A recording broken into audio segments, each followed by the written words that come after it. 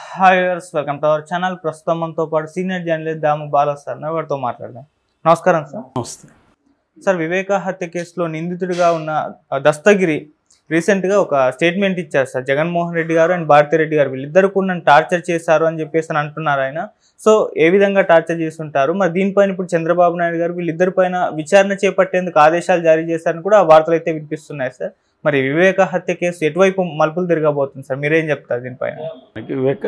వివేకానంద రెడ్డి హత్య కేసు గత 6 ఏళ్ల నుంచి వెబ్ సిరీస్ లాగా లేకపోతే మన తెలుగు సీరియల్ లాగా కంటిన్యూ అవుతుంది. ఇప్పుడు చంద్రబాబు ప్రభుత్వం ఉంది కాబట్టి మళ్ళొకసారి దస్తగిరి రంగంలోకి వచ్చాడు. యాక్చువల్గా దస్తగిరి ఎంపీగా కూడా అక్కడ కంటెస్ట్ చేశాడు. సో ఇప్పుడు మళ్ళీ దస్తగిరి రంగంలోకి వచ్చి నిన్న కొత్తగా ఎస్పీ అక్కడ కడప ఎస్పీ అపాయింట్ అయ్యాడు, హర్షవర్ధన్ ఆయన పేరు. ఆయనకి వెళ్ళి కంప్లైంట్ ఇచ్చాడు దస్తగిరి. కంప్లైంట్ ఏమని ఇచ్చాడంటే, నన్ను చిత్రహింసలు పెట్టారు, జగన్, భారతిరెడ్డి అండ్ అవినాష్ రెడ్డి ముగ్గురు కలిసి నన్ను చిత్రహింసలు పెట్టారు, నన్ను ఇబ్బందులు పాలు చేశారు, నన్ను ప్రలోభాలకి గురి చేసి డబ్బులు ఇస్తాము, కేసు విత్డ్రా చేసుకోమన్నారు అని చెప్పాడు. అట్లాగే జైలు సూపరింటెండెంట్ ప్రకాష్ తనని 6 నెలలు కడప జైల్లో ఉన్నప్పుడు చాలా రకాల ఇబ్బందులు పెట్టారు. అక్కడ శివశంకర్ రెడ్డి వాళ్ళ భాస్కర్ రెడ్డి వీళ్ళు నన్ను టార్చర్ చేశారు. శివశంకర్ రెడ్డి కొడుకు డాక్టర్ చైతన్య నన్ను బెదిరించాడు జైల్లో అని చెప్పాడు. ఇది చైతన్యం మీద చెప్పడం ఇది ఫస్ట్ టైం కాదు, గతంలో కూడా దస్తగిరి చెప్పాడు. సో బేసిక్గా ఈ ప్రకాష్ జైలు సూపరింటెండెంట్ మీద తీవ్రమైన ఆరోపణలు గతంలో కూడా వచ్చాయి. అందుకనే చంద్రబాబు వచ్చినాక మొన్ననే 1 వారం కూడా కాలేదు ఈ ప్రకాష్ రెడ్డిని తర్వాత ఇంకొంతమంది జైలు సూపరింటెండెంట్ని ట్రాన్స్ఫర్ చేశారు. ఈ ప్రకాష్ రెడ్డిని తీసుకెళ్ళి నెల్లూరు సెంట్రల్ జైలుకి వేశాడు సూపరింటెండెంట్గా. ఎందుకంటే తను వైసీపీ వాళ్ళకి విపరీతంగా ఫ్రీడమ్ ఇచ్చి వాళ్ళకి చేశాడని. నేను 93లో చిత్తూరు జైల్లో ఉన్నప్పుడే కడప జైలు గురించి కథలుగా అక్కడ కొంతమంది ఖైదీలు అక్కడ నుంచి వచ్చిన వాళ్ళు చెప్పేవాడు. కడపలో ఇప్పుడే కాదు, ముందు నుంచి కడపనే కాదు చాలా జైళ్ళలో ఇది కామన్. కడప జైళ్ళలో కొంత ఎక్కువ ఉంటుంది. అంటే వాళ్ళకి జైల్లో ఉన్న వాళ్ళకి అన్ని రకాల ఫెసిలిటీస్ కల్పిస్తారు. అంటే మందు దొరుకుతుంది, మాంసం దొరుకుతుంది, ఒక్కోసారి అమ్మాయిలను కూడా ప్రొవైడ్ చేస్తారు. లేదో వీళ్ళు బయటికి వాయిదాలకు వచ్చినప్పుడు మార్నింగ్ కేసుని క్లోజ్ చేసుకుంటారు 11కంతా. ఇంకా మళ్ళీ నైట్ 11కో 12కో జైల్లోకి రావచ్చు. అప్పటి వరకు వాళ్ళని ఎక్కడికైనా వాళ్ళు కోరుకున్న ప్లేస్కి ఇంటికి కావచ్చు లేకపోతే హోటల్కి కావచ్చు తీసుకెళ్తారు. అక్కడ వాళ్ళు ఏం చేసినా కూడా అడగరు. సో అలాగా అదొకటి. రెండోది ములాఖత్కి ఎవరైనా రావచ్చు. నేను ప్రత్యక్షంగా చూశాను. డబ్బులు ఇస్తే రోజు ములాఖత్తులకి వచ్చి గంటలు ఉన్న సందర్భాలు కూడా ఉన్నాయి సో జైళ్ళల్లో. సో ఇవన్నీ అట్లాగే వాళ్ళకి ఫుడ్డు ఒక్కోసారి స్టాఫ్ వండిన ఫుడ్ స్టాఫ్కి సపరేట్గా వండుతారు, ఆ ఫుడ్ వీళ్ళకి పెడతారు. లేదా వీళ్ళ ఇండ్ల నుంచి కూడా తెచ్చుకోవచ్చు. మామూలుగా కుక్కుడు ఫుడ్ అలో చేయాలంటే కోర్టు పర్మిషన్ ఉండాలి. మనం చంద్రబాబు విషయంలో చూసాం. కానీ ఇట్లాంటి వాళ్ళకి ఏంటంటే కోర్టు లేదు, ఏం లేదు, వీళ్ళకి అన్ని కుక్కుడు ఫుడ్ వస్తుంది. ఒకసారి గార్డ్లే వాళ్ళ ఇళ్ళల్లో చికెన్లు మటన్లు వండుకొని వచ్చి కూడా వీళ్ళకి పెట్టిన సందర్భాలు నేను ప్రత్యక్షంగా చూస్తాను. ఇవన్నీ కామన్ ఉంటాయి. సో అలాగా అదొకటి. రెండోది, ఎవరినైనా ఇబ్బంది పెట్టాలనుకుంటే వాళ్ళని కూడా కావాలని టార్చర్ చేయడం ఇది కూడా పొలిటికల్గా ఉన్నప్పుడు చేస్తారు. ఆ రకంగా దస్తగిరిని ఖచ్చితంగా ఈ 6 నెలలు జైల్లో ఉన్నప్పుడు ఇబ్బందులు పెట్టుంటారు, నో డౌట్. ఎందుకంటే వైసీపీ ప్రభుత్వం కాబట్టి దస్తగిరి వైసీపీకి యాంటీగా ఉన్నాడు కాబట్టి, జైల్లో ఉన్నాడు కాబట్టి అతనికి ఏం రక్షణ ఉండదు కాబట్టి ఖచ్చితంగా అతన్ని నానా రకాల ఇబ్బందులు జైల్లో పెట్టుంటారు. పనులు గట్టిగా చెప్పుంటాడు. ఒక్కోసారి వీళ్ళ దగ్గర కావాలని బాత్రూంలు టాయిలెట్లు గడిగిస్తుంటారు. మామూలుగా అయితే అండర్ ట్రయల్స్ దగ్గర పనులు చేయకూడదు.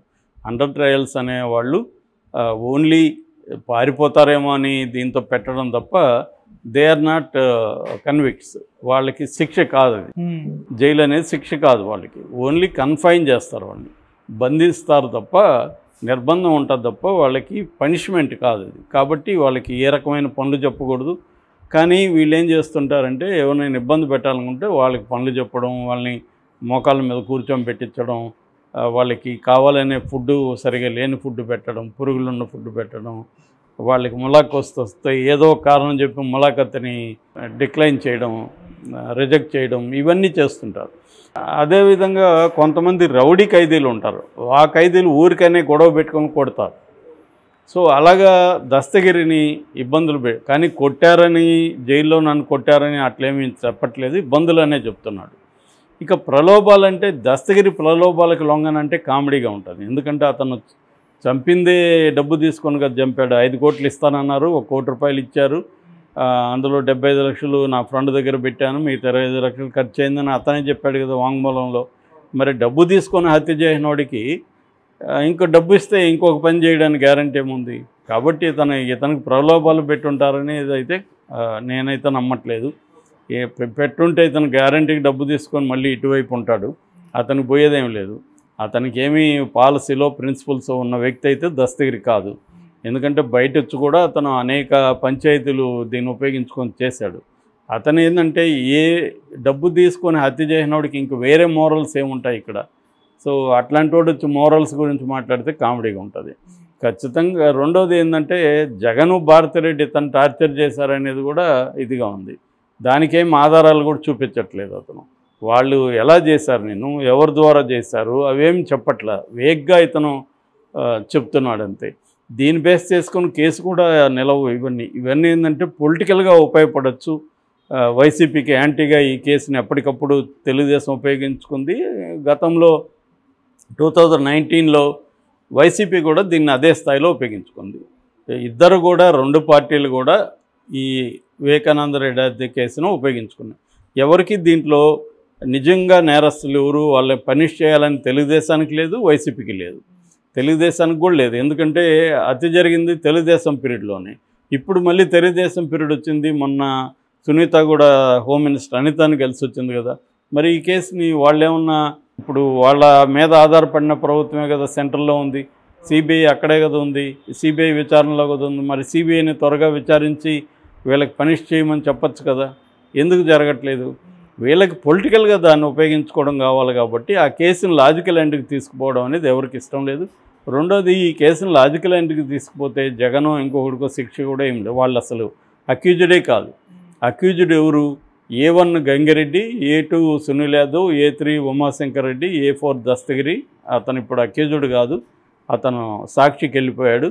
So A5 Devireddy Sivasankar Reddy, A6 Gajjala Uday Kumar Reddy, A7 Bhaskar Reddy, A8 Avinash Reddy. ఇంతవరకే ఉన్నారు ఇప్పటి వరకు. మళ్ళీ ఏమైనా చేరుస్తే చెప్పలేం, కానీ ఇప్పటి వరకు అయితే 8 మందే అక్యూజ్డ్. 8 మందిలో ఒకడు పోయాడు కాబట్టి 7 మందే అక్యూజ్డ్ ఉన్నారు. సో 7 మందికి ఏమన్నా శిక్ష పడితే పడాలి తప్ప జగన్కి, భారతిరెడ్డికి ఈ కేసులో శిక్ష పడే అవకాశాలు అయితే ఏమీ లేవు. ఎందుకంటే వాళ్ళు అక్యూజ్డ్ కాదు. సో వీళ్ళకి శిక్ష పడే అవకాశం ఉంది. అవినాష్ రెడ్డి వీళ్ళ రోల్ కూడా ఆల్రెడీ ప్రూవ్ చేయడంలో ఫెయిల్ అయిందని ఇక్కడ హైకోర్టుకి సంబంధించిన లక్ష్మణ్ బెయిల్ ఇచ్చేటప్పుడు 16 ప్రశ్నలు సిబిఐకి ఆయన అడిగాడు సిబిఐని. సో 16 ప్రశ్నలకు సిబిఐ సరైన ఆన్సర్ ఇవ్వలేకపోయినా అని చెప్పారు. సో కాబట్టి ఈ కేసు ఏ రకంగానూ లీగల్గా నిలబడే పరిస్థితి అయితే కనిపించట్లేదు. కానీ పొలిటికల్గా మాత్రం ఈ కేసు ఇద్దరికీ, వైసీపీకి ఉపయోగపడింది గతంలో, తర్వాత తెలుగుదేశానికి ఉపయోగపడింది. ఇప్పుడు మళ్ళీ తెలుగుదేశం ప్రభుత్వం ఉంది కాబట్టి ఇప్పుడు మళ్ళీ బదనాం చేద్దాం జగన్ అని రకరకాల ఇష్యూలు తీసుకొస్తున్నారు రోజుకొకటి. కాబట్టి ఇది కూడా వాళ్ళు తెలుగుదేశం వాళ్ళు ఉపయోగించుకుంటున్నారు. దస్తగిరి కూడా ఆ రకంగా తెలుగుదేశానికి ఉపయోగపడే అవకాశం ఉంది. దస్తగిరికి ఏంటంటే తన ప్రయోజనాలు, తను లైమ్ లైట్లో ఉండాలి, తను పంచాయతీలు చేయాలి, తన సర్వే వల్లే ఇప్పుడు పంచాయతీలు చేసి తను డబ్బులు సంపాదించడమే అతని లైవ్లీహుడ్. ఓకే.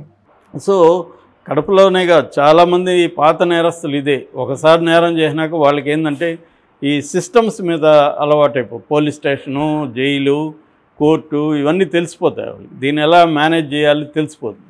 కాబట్టి వాళ్ళు క్రైమ్ చేయడం ఈజీ వాళ్ళకి. రెండోది, ఎట్లా తమ బ్యాచ్లను ఆర్గనైజ్ చేయాలి, ఒక ప్లాన్డ్గా ఎలా క్రైమ్ చేయాలి ఇవన్నీ తెలుసు వాళ్ళకి, ఎక్కడ లంచం ఇవ్వాలి ఏంటని.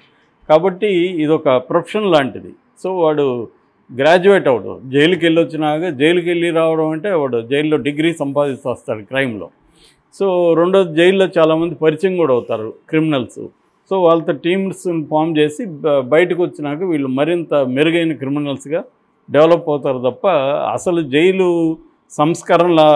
అంటే సంస్కరణల కోసం జైలు పెట్టింది యాక్చువల్గా. క్రిమినల్స్ని, నేరస్తుల్ని సంస్కరించి బయట సమాజంలోకి మళ్ళీ మెర్జ్ చేయాలని. కానీ మన ఇండియాలో ఏం జరుగుతుందంటే రివర్స్ దొరుకుతుంది, వాడు మరింత పెద్ద క్రిమినల్గా బయటకు వస్తాడు. ఓకే. సో అలాగా ఇతను క్రిమినల్గా ఉండాల్సిన వ్యక్తి సాక్షిగా అయిపోయాడు రకరకాల కారణాల వల్ల. ఇప్పుడే నిన్ననే కవిత విషయంలో సుప్రీంకోర్టు కామెంట్ చేసింది, ఎవరో అప్రూవర్గా మారిన వాళ్ళ స్టేట్మెంట్ల మీద కవితను మీరు ఎలా అరెస్ట్ చేస్తారని సుప్రీంకోర్టు అడిగింది.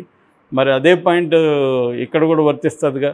దస్తగిరి అనేవాడు ఈ క్రైమ్లో ఉన్నాడు, హత్య చేశాను అతను ఒప్పుకున్నాడు.